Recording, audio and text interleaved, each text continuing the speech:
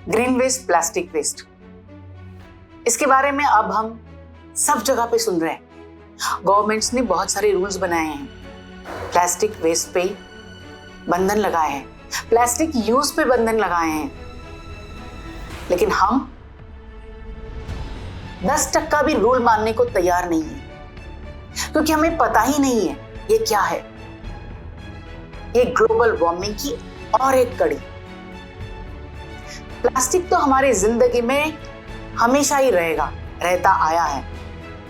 हम इतने आदी हो चुके हैं। हमारी पानी की बोतल, टेट्रा पैक्स, हर छोटी मोटी चीज प्लास्टिक के बैग में आ जाती है और फिर इस्तेमाल करके उस बैग को हम फेंक देते हैं। फेंक के कहाँ जाता है? कूड़े में। और वो कूड़ा बाद में डंपिंग यार्ड में, वो जमीन में डाला जाता है या पानी में चला जाता है। अब इससे क्या नुकसान हो सकता है, ये पता करने के लिए एक छोटी सी चीज कीजिए। एक प्लास्टिक बैग को अपने फेस पे डाल दीजिए। कोशिश कीजिए आप थोड़ी देर सांस ले सकते हैं, नहीं ले सकते। उसी प्लास्टिक बैग को आप पानी में घोलिए, वो नहीं पिघलती है। यानी ये प्लास्टिक वेस्ट कूड़े के मार्फत डंपिंग यार्ड या और कहीं भी जाता है, वो जमीन के अंदर चला जाएगा तो भी नहीं पिघलेगा, सालों साल तक वहीं पे पड़ा रहेगा। और पानी में जाएगा तो भी नहीं पिघलेगा, वो पानी की सतह में जाके बैठेगा। हम रोजमर्रा की जिंदगी में इतना प्लास्टिक इस्तेमाल करते हैं और उसको फेंक देते हैं इतने सारे पॉपुलेशन में कि हमारी जमीन और पानी प्लास्टिक से भर गए हैं। पानी के फिश, जमीन के जानवर, कुत्ते, बिल्ली अपना अन्न जब कूड़े में से ढूंढते हैं, प्लास्टिक बैग के साथ खा डालते हैं। उनके अंदर प्लास्टिक जाने की वजह से उनकी डेथ होती है। और वही जमीन में प्लास्टिक जाने की वजह से प्लास्टिक जमीन को मारती है, उसका पोरसनेस बंद कर देती है,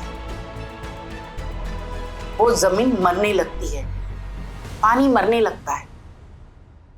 ये एक ग्लोबल वार्मिंग की कड़ी है।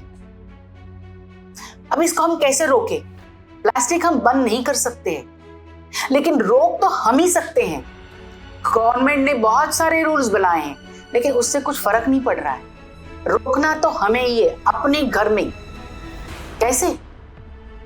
अलग अलग कचरे के डब्बे बनाइए, बच्चे से लेके बूढ़े में ये आदत डालिए। छोटी से छोटी प्लास्टिक वेस्ट प्लास्टिक डब्बे में ही जाए।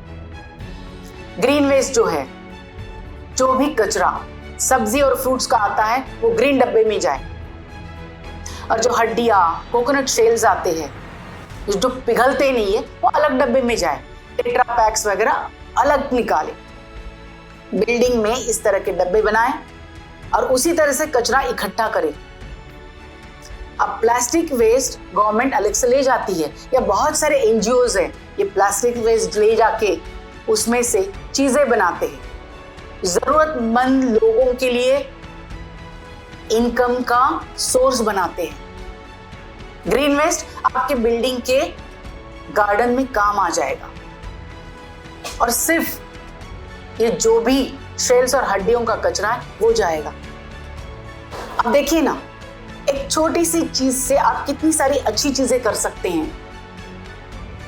आपका सिर्फ ये शेल्स और हड्डियों का कचरा वो ही ले जाने के लिए गाड़ियों की जरूरत पड़ेगी। कितना सारा ट्रैफिक कम हो जाएगा, पेट्रोल और डीजल कितना कम लगेगा, हमारा एयर पोल्यूशन कितना कम हो जाएगा, हमारा ये शहर कितना साफ सुथरा हो जाएगा। घर से लेके, हमारे शहर से लेके हमारी दुनिया, हमारा देश साफ सुथरा हो जाएगा, ग्रीन बनेगा। अब सोचिए ना, जब वेस्टर्न कंट्रीज वाले ये कहते हैं India no it's very dirty, तब हमें बहुत गुस्सा आता है। किस पे? उन पे, क्योंकि वो ये बोलते हैं, हमें अपनी इंसल्ट लगती है। हमारे देश को एक कम कैसा बोल सकते हैं, गंदा कैसा बोल सकते हैं? हम ये नहीं देखते कि ये वजह ही हम हैं। हमने अगर गंदा किया है तो वो बोलेंगे ही। अगर हमको गुस्सा आता है तो अपने पे आना चाहिए कि हमने इस देश को, अपनी जगह को गंदा कैसे किया और हम रह कैसे सकते हैं। हमारे घर तो साफ सुथरे होने चाहिए, लेकिन घर की बाहर की दुनिया, हमारी बिल्डिंग, हमारा शहर वो साफ नहीं होना चाहिए। तो कैसे हम खाते पीते वो कचरा, प्लास्टिक बैग्स, बॉटल रास्ते पे, जमीन में, पानी में, जंगल में फेंक देते हैं? क्या गवर्नमेंट हमारे पीछे, हर आदमी के पीछे साफ करने वालों के भेज सकते हैं? किसी भी शहर में, किसी भी देश में सफाई कामगार 1 या 2 बार साफ करता है, लेकिन हम दिन भर घूमने वाले लोग, बैठने वाले कचरा लेके फेंकते रहते हैं। क्या हर आदमी के पीछे एक सफाई कामगार रह सकता है? नहीं ना। तो जरा दूसरों को दोष देना कम कीजिए। ये गंदगी की वजह आपकी अपनी मेंटालिटी है। अगर आप पढ़े लिखे, सिविलाइज्ड हो, तो ये चीजें आपको करनी ही पड़ेगी। अब नहीं करेंगे तो कब करेंगे? अपना गुस्सा सही जगह पे जाहिर कीजिए।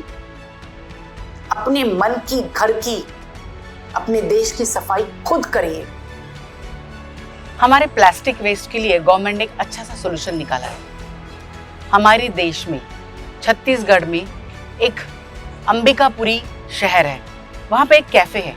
वहाँ पे जो भी प्लास्टिक वेस्ट लेके जाता है, उस इंसान को आधा किलो प्लास्टिक के लिए भरपेट नाश्ता मिलता है और 1 किलो प्लास्टिक के साथ उसे भरपेट खाना मिलता है ना? एक सुंदर सा सॉल्यूशन। नीडी को, जरूरतमंद को अपनी एक रिस्पेक्टेबल इनकम सोर्स मिल जाती है। आपका शहर साफ होता है। आज ऐसे बहुत सारे लोग हैं जो प्लास्टिक वेस्ट से रास्ते में डालने वाला डामर तक बना रहे हैं। बहुत सारी चीजें रिसाइकल प्लास्टिक से बन रही है।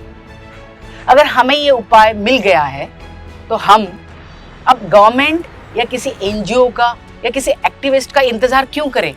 हम ही अपने शहर में, अपनी बिल्डिंग में, अपनी सोसाइटी के आसपास मिलजुल कर इन जरूरतमंदों के लिए एक इनकम जनरेट करें, एक व्यवसाय बनाएं जिससे वो एक रिस्पेक्टफुल जिंदगी जी सके। आज ये जो फ्री का इस्तेमाल हो रहा है ना, वो ना हो। आज अगर हमारा पेट भरा है तो हमें उनके लिए कुछ इनकम सोर्स बनाना है जिसकी वजह से हर इंसान रिस्पेक्टफुल जिंदगी जी सके। तब अपने आप उसे इस फ्री की जिंदगी से निजात मिल जाएगी। सबको हक है इस दुनिया में अच्छी तरह से जीने का। उनको भी ये पता चलेगा कि उनकी भी जरूरत है इस जिंदगी में, इस दुनिया को, इस जहान को। उनको इस तरह से आप इनकम जनरेट करके दे सकते हैं एक सिंपल से सॉल्यूशन के साथ। आपको सिर्फ अपने दिमाग का इस्तेमाल करना है, लोगों को एकजुट करना है। एनजीओज और ये प्लास्टिक पिकर्स, इनको मिलाना है। 2-4 मीटिंग कर लो, लेकिन डिसाइड जरूर करो कि आपके बिल्डिंग का प्लास्टिक वेस्ट, आपके एरिया का प्लास्टिक वेस्ट इन प्लास्टिक पिकर्स के साथ आप उन एनजीओज को दे दें।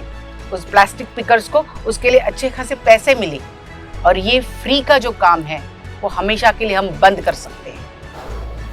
मैं सुनीता राव बेलूर आपके साथ मिलकर अपने घर को, बिल्डिंग को, अपने शहर को, देश को सुंदर, साफ सुथरा बनाना चाहती हूं। चलिए ना सब मिलके अपने देश को, अपनी सुंदर पृथ्वी को साफ सुंदर बनाते, प्लास्टिक विरहित बनाते।